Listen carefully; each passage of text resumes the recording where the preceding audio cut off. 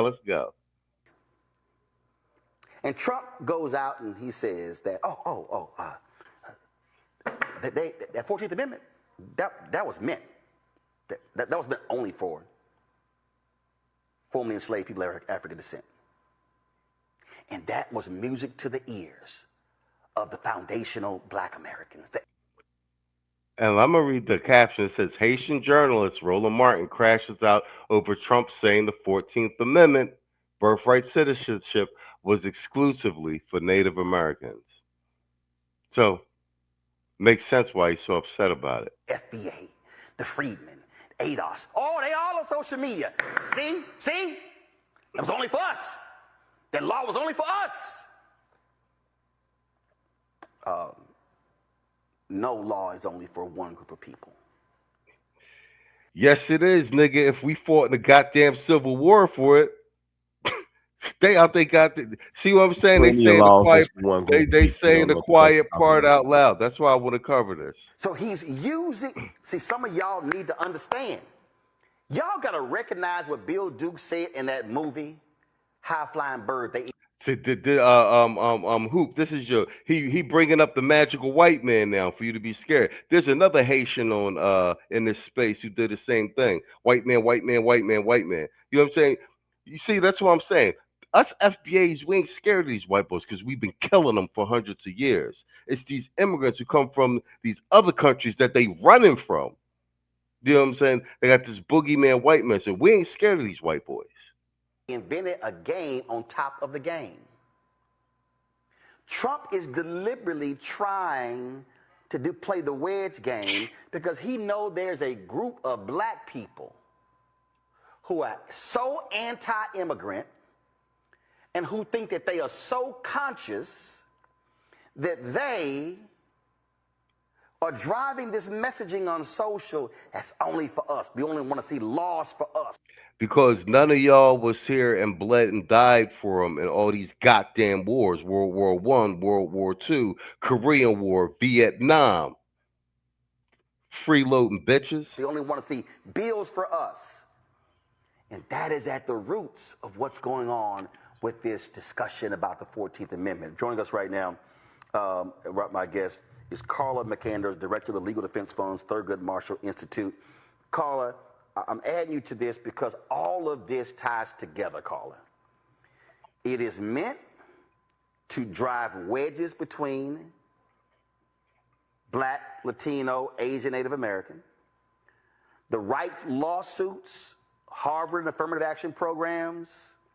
Do you see how they so blatantly talking about all these resources that they get access to since 1965 that we put all the work in for, but the level of entitlement, like, well, we entitled to them too. So take it away.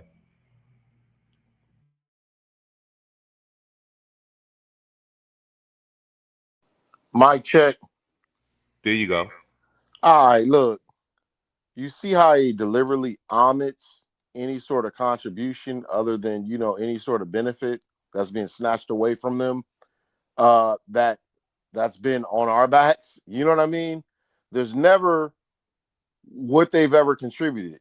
It's always something vague or something like that, like culture, diversity, and this, that, and the other, right? I say this, you know what I mean? Like, this is an old, tired, double down to the same talking points. They ain't got nothing to new. To be honest with you, I mean, and I'll give credit where credit is due. If you were to go on PubMed or if you go on any of these like free research websites and stuff like that, actually FBA is actually placed into the research. Health articles,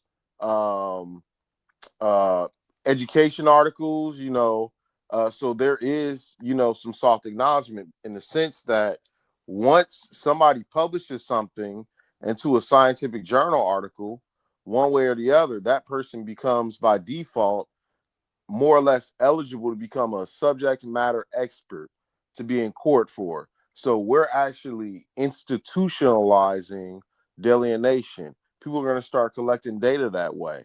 And the more and more we do that, the more and more you're going to see these people act up. But guess what?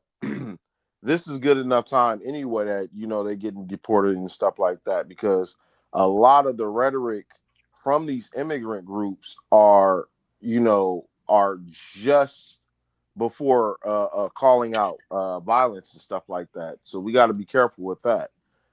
Um, at least that's my take there. I'll land my plane there. Well played, Tito.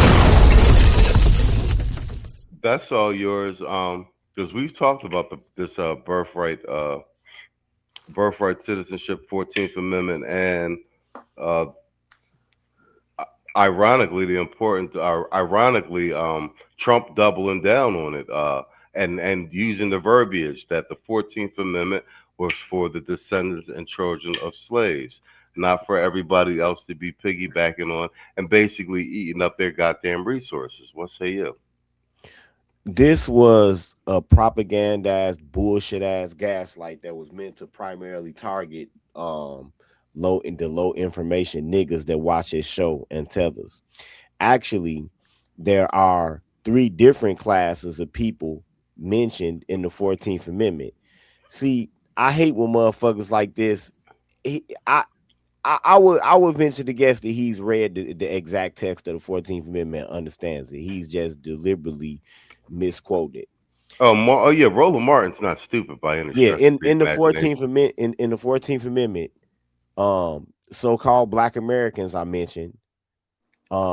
People who used to support the Confederacy are mentioned, and Indians are mentioned in all of the different parts of the 14th Amendment. The 14th Amendment is more than just a few lines. It's actually four subsections, right? And if he's referring to section 1 of the 14th Amendment, that actually is specifically only for Black Americans. See, I'm going to say the same thing I said on my live about this a few months ago. The reason that we have the 14th Amendment, the 13th, 14th, and 15th Amendments, is because the Republicans wanted the bloodletting to stop. The Republicans wanted the never ending cycle of wars with indigenous Black people to finally fucking come to an end. The razor's edge paranoia about slave rebellions and all of that shit, they wanted it to end, right? And so that's why we have all of these amendments.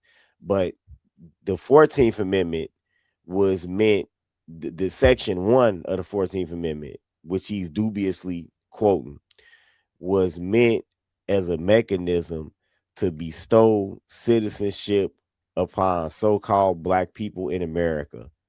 So giving us citizenship gives us access to equal protection under the law, so they wouldn't have to have another civil war. That was the whole point of section 1 of the 14th Amendment. That was it. Because our citizenship before this moment in time in 1868 hadn't been clearly defined. But this settled the question on it, so they wouldn't have to keep having repeated civil wars. That's what it's for. But the sad part is the troubles that a deliberate miseducation, not only by the education system but also by the media, leads to. There's no such thing as birthright citizenship. There's no such thing.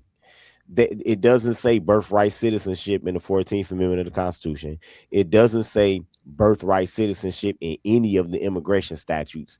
This is a media created concept. It is a deliberate misinterpretation of Wong Kim Ark versus the United States of 1898, which specifically applies to him and anybody else that might be in his same situation, which is the US born children of people who were subjects of another country that was a monarchy.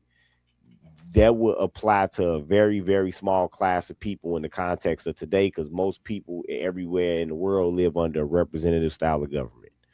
So you're not going to find somebody that's here as emissaries, that's subjects to the crown of another country, that end up birthing a person here that says, hey, I've been living under the American system so long, I wouldn't know how to cope with a monarchy. That was the basis of the Wong Kim Art case.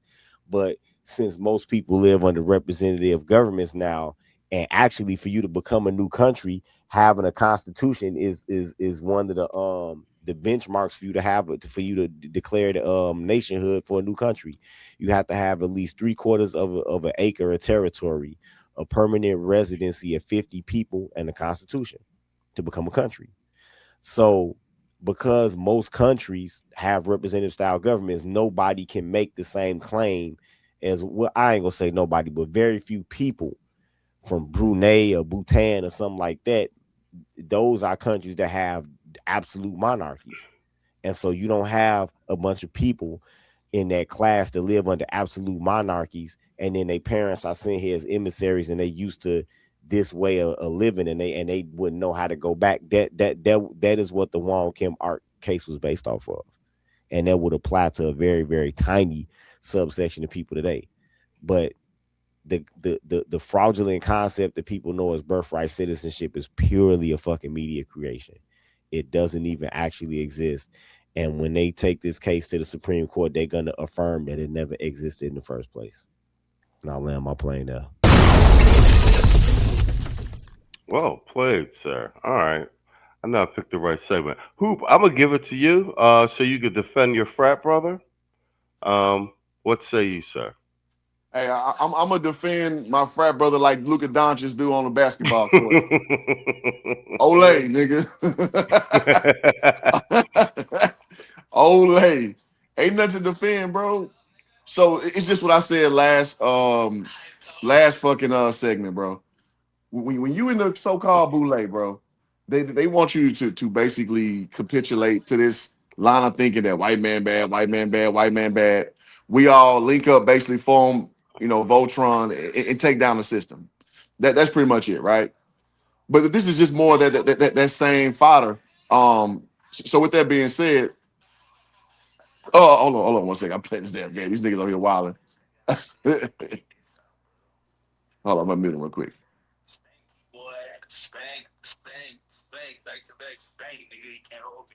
All right, here we go. So they always play this game. So this game is that you have to be anti-Trump. You can't have your own opinion, and then like how Tito just eloquently laid out these old things that basically, as far as when you look at the letter of the law, that it wasn't intent for certain purposes, but they, let it slide. That it's just supposed to slide forever. Um, and I think that we need to change our literature more like of Japan, kind of how like birthright citizenship don't exist because your parent has to be a citizen for you to have that. And I think it needs to be more on the front end because people just go with the go by system and like, oh no, well if you got 1 foot here, like Hassan Piker for one example, Turkish nigga, born in New Jersey, immediately sent back to Turkey, and now he's back over here as like a sleeper cell. You know what I mean? As far as pitching his agenda and all this, and that's what motherfuckers has been doing forever. For various reasons. So this is just more or less him delve into that where when you really get into the weeds, it's like it's a bullshit ass loophole. Via media pressure or what have you that need to be addressed. And I'm glad that this presidency is kind of like pulling the scab off the wound a little bit. Like, yeah, nah, we not doing this shit no more. Yeah, with you motherfuckers here, you could call it all immigration. Now, illegal immigration, we're gonna call it is you illegal alien. And I'm sorry if you're gonna be broken up in your family. Your family made a decision decades ago, and that's gonna affect you right now. Sorry. It's just not the go along and get along system anymore. So with all that being said, I guess the bigger part is the separation of so-called blacks, man. I think niggas are really getting that band-aid ripped off to understand that black people go by tribes, bro, unless they need something. And then it's all we together. Facts. I eat the Somalis and shit. Now we, Ileana Omar, now she's trying to pull from the heartstrings of regular so-called FBAs to like, it's all our fight. Nah, bitch, that's y'all Minnesota motherfuckers fight. Because you know how East Africans get down. They're extremely tribal. Them Well, niggas. not only that, Somalis don't even like Somalis. Like the Somalis in Somaliland, like they got a speech of Ilhan Omar talking about how they basically on some genocide shit, like how they need to For wipe sure. them out, and they are other Somalis. So what they think? What you think they think about your FBA ass? Exactly. Or like Eritreans, like them niggas don't like them niggas. Like they don't exist like that. And I tell my famous story when I lived in Europe, bro. All that black unity bullshit. When I was dating this chick and them niggas seen me being American black, them niggas was not fucking with me. Them niggas was not fucking me, fucking with one of theirs. And over here, you know, the Nigerians, they call you akatas and all that The bullshit, right? college, yep. Like, come on with it. So I think this is the revelatory thing that so-called FBAs, because I didn't know Roland Marlin was Haitian. I didn't know that. So Make a this, lot of shit make sense on his political stances. oh, That and him absolutely. that and him being a Democratic shill. Absolutely, because what them niggas do, they play this shell game, this racial shell game, where they act like we all the same again until you need something. Then, I'm sorry, we're different, but when you need something, then we're all unified front, this black and brown bullshit, right? But we know in actual practice, these niggas are tribal.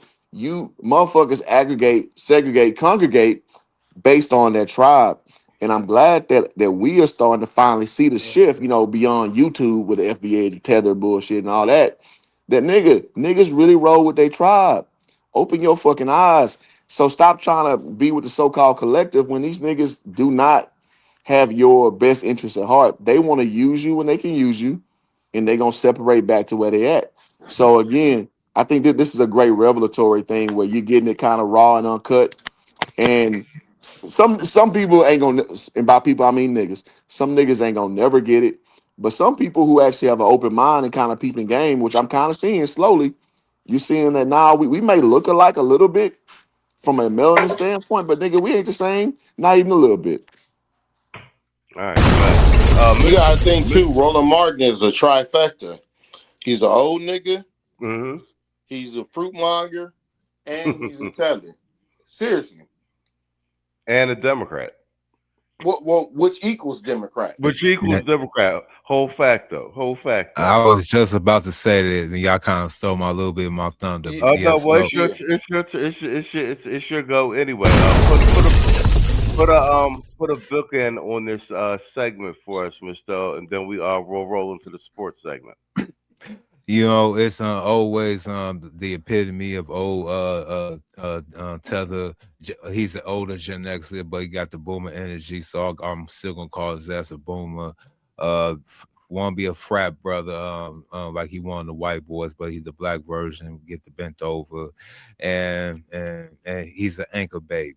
You know, it's these anchor babies, these second generation. My parents got it out the mud. I don't know what's wrong with y'all, fake stories and everything.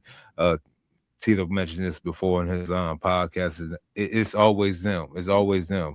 And ironically, they're the most pro-black and black, but they don't do as much black action as they speak to. I mean, I guess they learn from Marcus Garvey. Even he didn't die in Africa. He died in the UK. Let's be real. Let's be real. Like Dr. Umar Afro-Cuban, he's the most pro-blackly black person on all social medias. Come on now. Roland Martin is nothing more than a distractor. He want to be an agitator because he knows that if the true FBAs like the ones found every